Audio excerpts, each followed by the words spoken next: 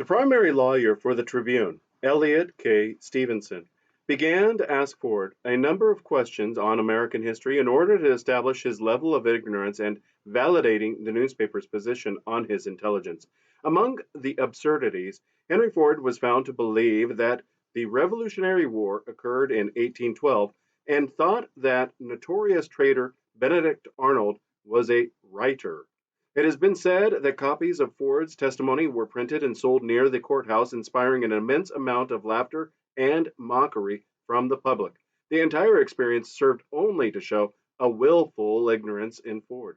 Ford refused to read in front of the jury, making excuses about forgetting his glasses and that his eyes watering when asked if he wanted to leave the jury with the impression that he was illiterate.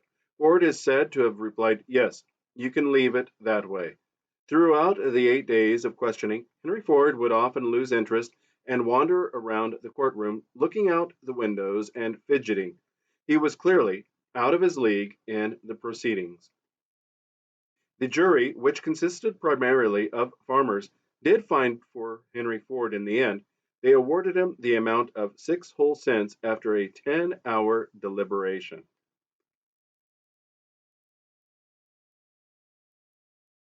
Henry Ford and the Dearborn Independent are sued. In 1927, Jewish lawyer and farm cooperative organizer Aaron Shapiro brought a lawsuit against Henry Ford accusing him of defamation for his many years of clearly anti Semitic articles in the Dearborn Independent. This was the third lawsuit of this kind that had been raised against the newspaper, but the only one that would end up going to trial. Ford would not testify at the trial, but instead faked a car accident and hid out in the hospital to avoid it. Ford would then issue a less than sincere apology and shut down the Dearborn Independent for good. The final issue was published on 31 December 1927. Ford wrote a statement of apology to be released on 30 June 1927 regarding charges against Jews made in his publications, the Dearborn Independent, and a series of pamphlets entitled The International Jew. In this apology letter, he defers responsibility of the newspaper's anti Jew articles to his underlings and basically denies the reality that he was the mastermind behind the racist newspaper. For some time past, I have given consideration to the series of articles concerning Jews which since 1920 have appeared in the Dearborn Independent. Some of them have been reprinted in pamphlet form under the title The International Jew. Although both publications are my property, it goes without saying that in the multitude of my activities it has been impossible for me to devote personal attention to their management or to keep informed as to their contents. It has therefore inevitably followed that the conduct and policies of these publications had to be delegated to men whom I placed in charge of them and upon whom I relied implicitly.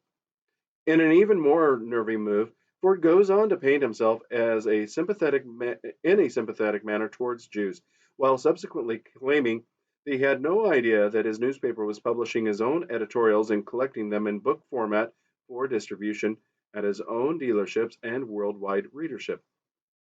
To my great regret, I have learned that Jews generally, and particularly those of this country, not only resent these publications as promoting anti Semitism, but regard me as their enemy. Trusted friends with whom I have conferred recently have assured me in all sincerity that, in their opinion, the character of the charges and insinuations made against the Jews, both individually and collectively, contained in many of the articles which have been circulated periodically in the Dearborn Independent and have been reprinted in the pamphlet mentioned, justifies the righteous indignation entertained by Jews everywhere toward me because of the mental anguish occasioned by the unprovoked reflections made upon them. Henry Ford ordered the remaining copies of his horrible anti Semitic book to be burned and the production of future copies ceased.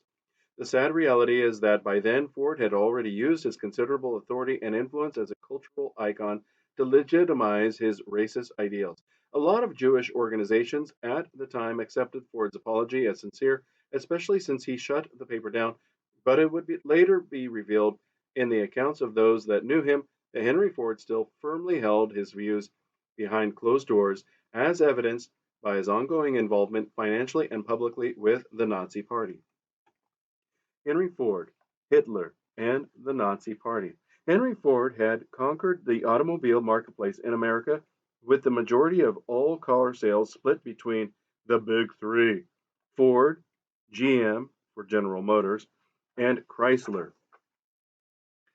In the 1920s, the American marketplace was an important mountain to climb, but once that was dominated, it was time for the Big Three to set their sights elsewhere in the world. One such place was Germany. Ford had begun to have a German presence in 1912 when they began manufacturing parts in Hamburg. Ford soon began manufacturing in Berlin, and on 1 April 1926, the very first German built Model T was assembled.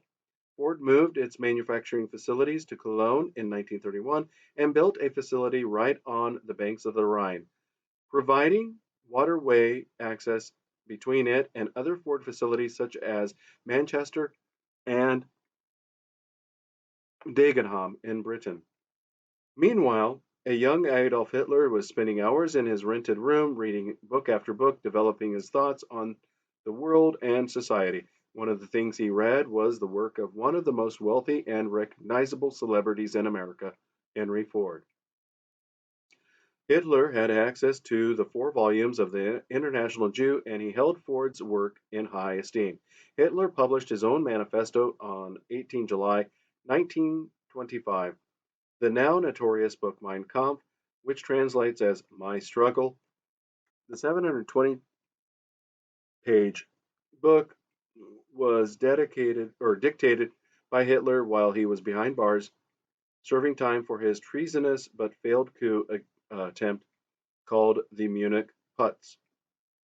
Hitler and his Nazi party tried to seize power in Germany by force, a goal they would later achieve more through political manipulation. Hitler's jail time wasn't spent the way one might imagine. As leader of the National Socialist Party, he was already something of a people's folk hero in Germany. He received excellent treatment, had comfortable accommodation, and enjoyed many visitors during his time in prison. Mein Kampf would include plans for Germany's future, observations on culture, and most importantly, groundwork for an anti Semitic platform that would define the rest of Hitler's life. There are early suggestions of genocide as an option for dealing with the Jewish people whom he felt to be inferior. Mein Kampf is an important timestamp in the life of Henry Ford because he is the one and only American mentioned by name in the hate text. Hitler mentions the Dearborn Independent newspaper articles on the Jewish conspiracy by name and heralds Ford as one great man. Ford, to their exasperation, still holds out independently there even now, referring to Ford's resistance of his perceived Jewish control over the American economy and manufacturing. This mention is a powerful insight not only into how vicious and dangerous the anti Semitic rhetoric propagated by Henry Ford was, but also how far reaching it was. It cannot be underplayed that Henry Ford's anti Semitism inspired Adolf Hitler himself. What a powerful and destructive legacy to leave in one's wake. If the connection between Hitler and Ford ended with the Dearborn Independent and a mention in Mein Kampf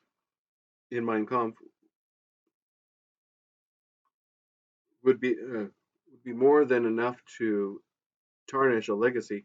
But alas, the story is far from over. Henry Ford and his son Edsel played a role in the Second World War that is certainly questionable and is the source of fierce debate. Ostensibly, the control of the German Ford plants were placed under German control during the war, as they would be nearly impossible to run from America during the era. But whenever vital citizen elements such as rubber were needed, they went through the American Ford division.